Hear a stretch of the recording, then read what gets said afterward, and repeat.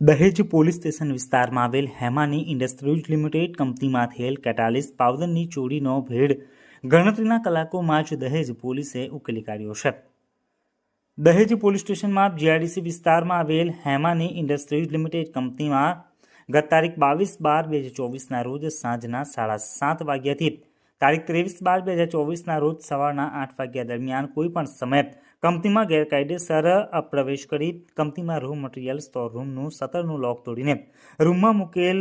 એક drum કેટાલિસ powder કોઈ અજાણ્યો ચોર ઈસમ ચોરી કરીને લઈ ગયો હોય, જે ગરફોડ ચોરીનો ગુનો દહેજ પોલીસ સ્ટેશન ખાતે તારીખ 25/12/2024ના રોજ દાખલ થયેલ હતો.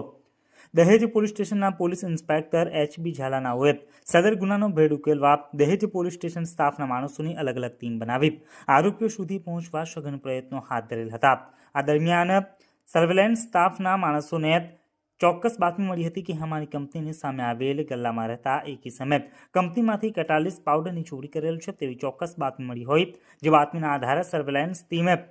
સદર જગ્યાએ પહોંચી તપાસ કરતા સદર ગલ્લા ઉપર ઇસમ હાજર મળી આવેલ હોય. સદર ઇસમને હેમાની કંપનીમાં થયેલ ચોરી બાબતે સઘન પૂછપરછ કરતા કેટાલિસ પાવડરની ચોરી તેને કરેલ હોય તેમજ ચોરી કરેલ કેટાલિસ પાવડર પોતાની પાસે હોવાની કબૂલાત આપી હતી. સદર મુદ્દામાલ ગુનાના કામે કબજે કરી તેમજ આરોપીની અટક કરી આગળની કાયદેસરની કાર્યવાહી હાથ ધરી છે.